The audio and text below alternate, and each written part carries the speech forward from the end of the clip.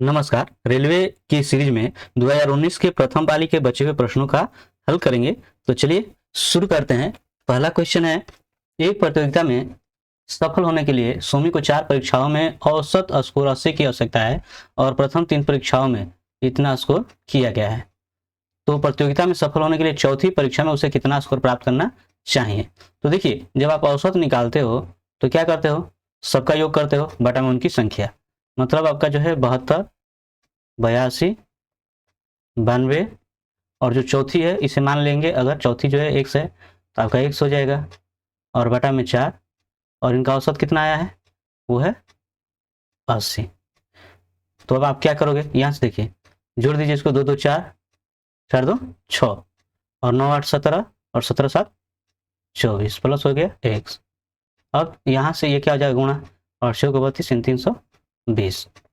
अब ये इधर जाकर घट जाएगा 246, तो कितना हो जाएगा 10 घटा 4 और ये आपका हो जाएगा 1। इस यहाँ से लगेगा 11, 11 में 4 घटेगा 7। ठीक है, ये हो गया 74। तो इस तरह से आपका आंसर हो गया सी। धातु के एक टुकड़े का मूल्य 135 रुपये से बढ़ाकर जो 162 कर दिया गया है, तो इसके कितने प्रतिशत की वृद्धि हुई है। तो देखिए यहाँ पर जो है, अगर आप वृद्धि प्रतिशत निकालिएगा, वृद्धि प्रतिशत, तो क्या होगा, तो देखिए इसमें और इसमें घटा दीजिए। जब आप घटाइएगा, देखिए यहाँ से आपका हो जाएगा 162 माइनस 135।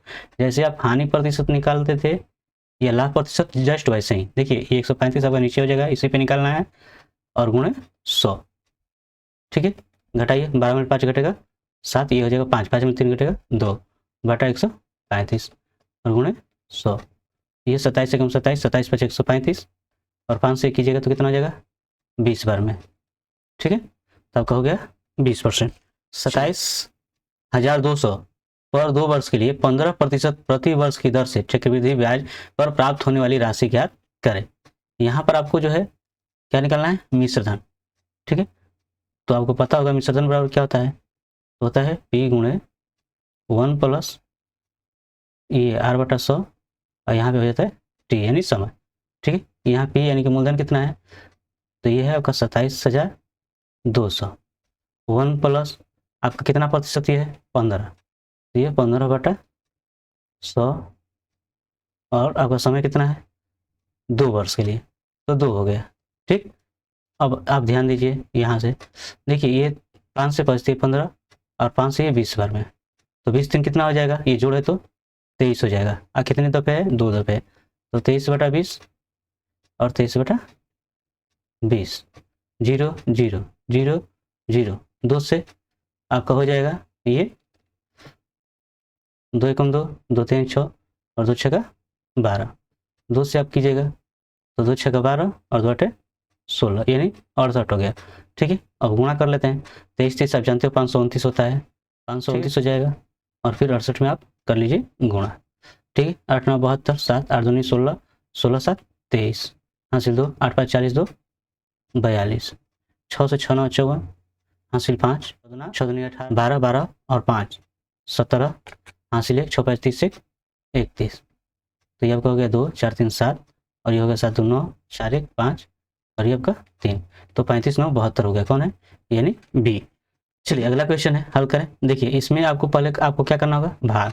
ठीक है, इसमें जैसे आपको करना होगा भाग, तो देखिए 28 से 756 में भाग करना है, तो क्या हो जाएगा 28 दूनी 56, ये आपका हो गया 15 में 6 घटा 9 और ये आपका 6 में 5 घटेगा 1 और ये 6, कितने बार में जाएगा, तो 7 बार में, 7 8 56 और 7 में 14 5 19 यानी 27 बार में कट जा रहा है। ठीक, तो आपका ये हो जाएगा 27 गुणे, इसमें भाग करेंगे 28 756 में, तो क्या आपको प्राप्त होगा 27 और प्लस 27। अब यहाँ पर देखिए 27 से इसमें भाग करोगे तो देखिए 28 से भाग करने पर 27 हो रहा है, 27 से भाग करोगे तो क्या होगा 28 माइनस 1। अब यहाँ से 27 अगर कॉमन कर दें तो इसमें आपको बचा 1 27। ठीक है, यहाँ क्या बच गया 1 और यहाँ से 28 में से 1 घटा दे 27, कट गया, तो क्या आपको प्राप्त हुआ 28 यानी डी। ठीक है, चलिए आगे देखते हैं। अगला क्वेश्चन है कि जब इस संख्या को 9 से विभाजित किया जाता है तो शेषफल क्या होगा।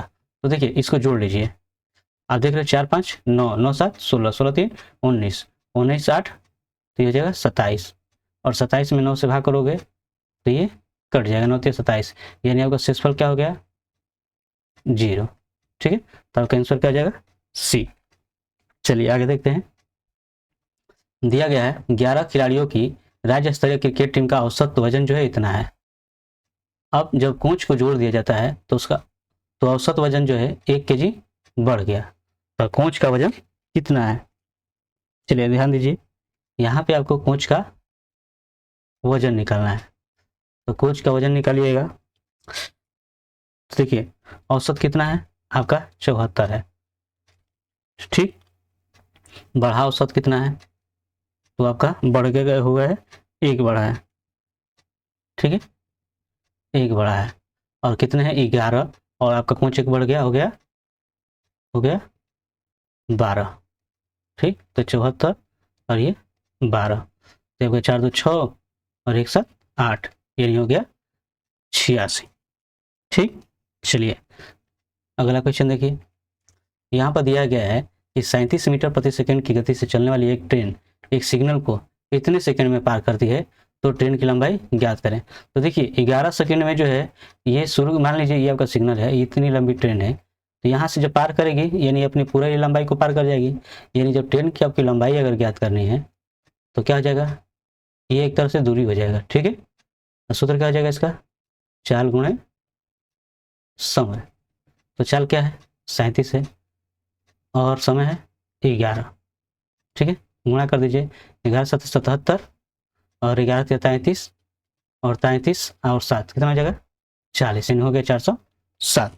एक निश्चित राशि को इस अनुपात में अगर 2 भागों में बांटते हैं तो प्रथम भाग जो है इतना है, तो कुल राशि ज्ञात कीजिए। देखिए तो यहाँ पर आप देख रहे हैं कि प्रथम भाग 6x है और ये द्वितीय भाग इतना है, तो ये प्रथम भाग 6x है, जबकि यहाँ पर दिया कि प्रथम भाग क्या है 72 है, तो 6 से 1 कटेगा, कितने बार में 12, तो एक समान कितना हो गया 12, तो यहाँ पर तो 72 हो गया,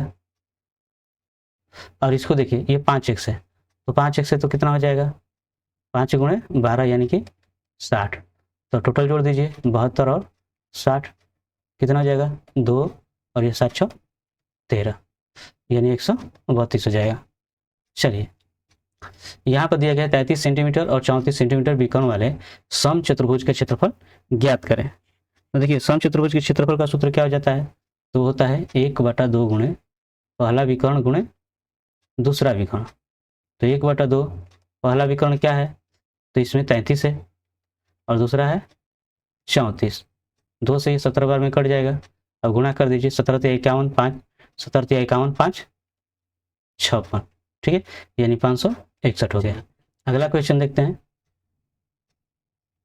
वह महत्तम संख्या ज्ञात कीजिए जो 144 और 216 को विभाजित कर सकती है।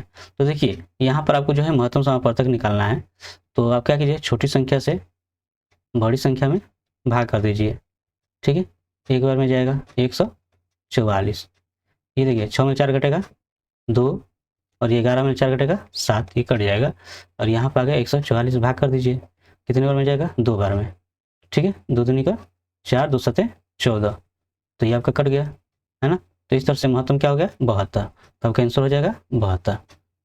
चलिए यहाँ से देखिए अगला, समबाहु त्रिभुज के क्षेत्रफल ज्ञात कीजिए जिसकी भुजा इतना है। तो समबाहु त्रिभुज के क्षेत्रफल का सूत्र क्या होता है, तो ये होता है कर्ण में 3/4 गुणे भुजा स्क्वायर, ठीक है, तो कर्ण 3/4 और भुजा है 38, तो ये 38 गुणे आपका 38 हो जाएगा। देखिए 2 से कटा दीजिए, 2 दूनी का 4, ये आपका 19 हो जाएगा, फिर 2 से कटा दीजिए 19 हो जाएगा, और 19 का वर्ग कितना होता है, तो होता है 361, ठीक है, और ये कर्ण 3, आपका आंसर हो गया डी। चलिए अगला क्वेश्चन, साधारण ब्याज दर पर निवेश किए गए इतने रुपये पर इतने प्रतिशत प्रति वर्ष की दर से 4 वर्ष के बाद प्राप्त होने वाली राशि ज्ञात करें।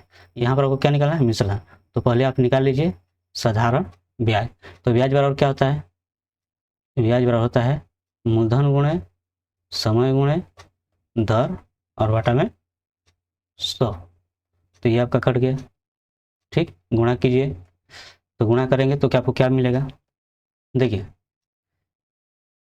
यहाँ से 78 में 4 में पहले कर लीजिए, तो 4 8 32, 3 4 7 28, 28 3 31, फिर 12 में कीजिए तो 12 दूनी आपका क्या हो जाएगा 24, 12 एकम 12 और 12 दो 14, 1 12 36 से 37, तो इतना हो गया आपका ब्याज।